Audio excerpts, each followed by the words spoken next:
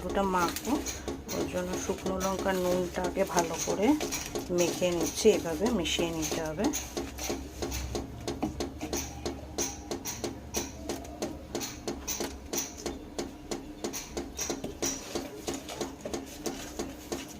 কাঁচা লঙ্কাগুলোর মধ্যে দিতে হবে, টমেটোটা মাখতে হবে।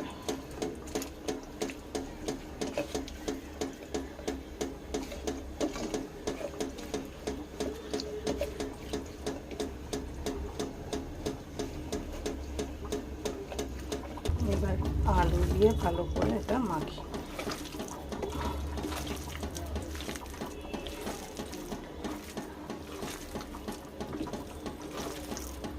এটা হয়ে গেল নিরামিষ আলু ভর্তা।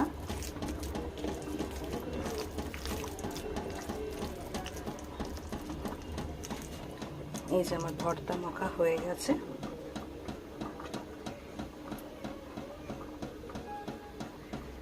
নিরামিষ বলে আজকে পেঁয়াজ রসুনটা আমি দিইনি।